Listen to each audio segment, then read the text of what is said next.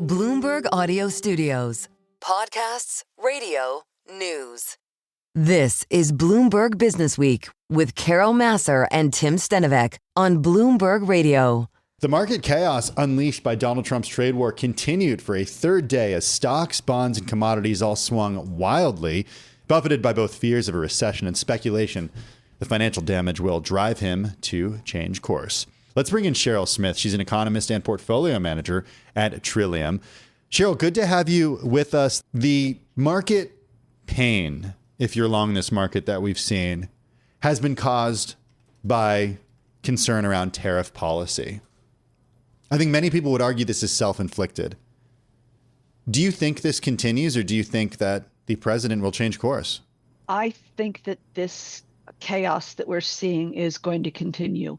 For whatever reason, Trump likes to work in chaos. He appears to think that it keeps people on their back foot and that he can gain some kind of advantage from it.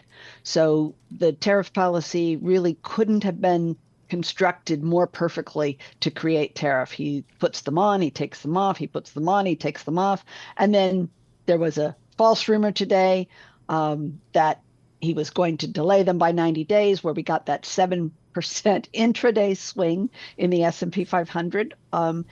Really, everyone is on tenterhooks. Nobody knows what's real, and everybody is following the news to try and figure this out. So I think we're going to continue to see this chaos for quite a long time. Cheryl, what do you make of the upward move in Treasury yields today? I guess over the longer term, they have come down. That's something that President Trump has touted, that interest rates are falling. But what does it tell you on a day like today when equities are so volatile and yet we do have yields climbing pretty steadily, 10-year up 20 basis points? That's just wild. On the day? Yeah. I think that what that tells us is that the Fed has pretty well signaled that they are not riding to the rescue. They are concerned about how the effect of these tariffs is going to play out for the U.S. economy, but they do not yet have the data to understand it at this point. So we had some comments from Powell on Friday. We had other comments today where they're saying, no, actually, he doesn't get to do this on tariffs and then have the Fed come and ride to the rescue and cut rates a lot more. And even if the Fed did start doing emergency cuts for rates, I actually think that would be an even worse signal. So I think we saw a bit of bond euphoria, if you will, or, heading for the hills, just as a way of getting out of equities on Thursday and Friday. Treasuries were the easiest thing to buy, probably some repositioning today. Mm-hmm. I'm going to call you Dr. Smith because you have a PhD. You're an economist by training. True. Are you concerned? And guilty as charged. But it's good to have you talking to us about this because you have training in this. And I want to know if you think, from an economic policy perspective, what the economic consequences of this tariff policy could be on the U.S. economy. I think the economic policy consequences can actually be quite dire. And I base that on the size of the tariffs relative to the Smoot-Hawley tariffs of 1930, which many people quite credibly think prolonged, hastened, and deepened the Great Recession.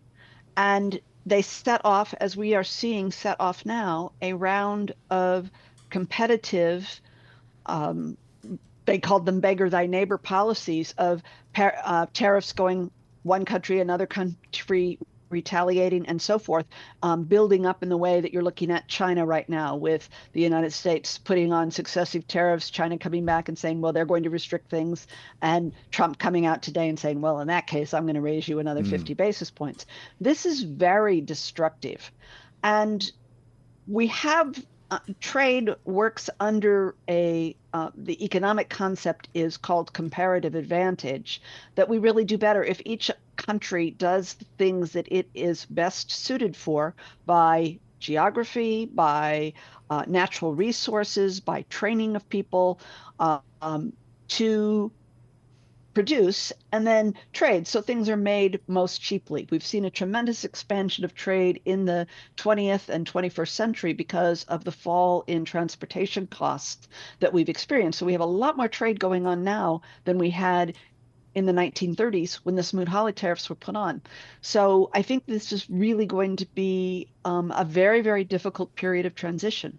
And most importantly, this chaos and this uncertainty that he has created means that businesses and consumers really can't plan. So for consumers, I think they're going to increase their precautionary saving. They're going to say, maybe I'm going to put that off for now. I'm not going to buy that. I might need it later. Things could be getting a lot worse. That's bad.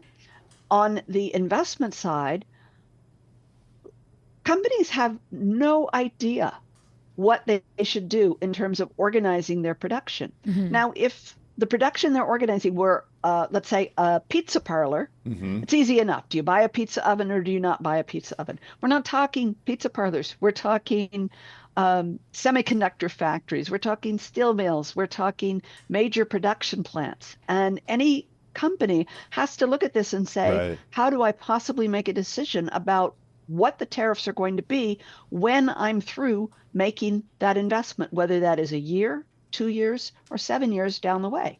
So it's going to affect the amount of investment. That's going to have a significant effect on GDP growth. And I think we've increased the risk of recession dramatically over the past 4 days. Oh, pretty heavy stuff. Cheryl, we appreciate you joining us. Cheryl Smith, economist and portfolio manager at Trillium, joining us from Cambridge, Massachusetts.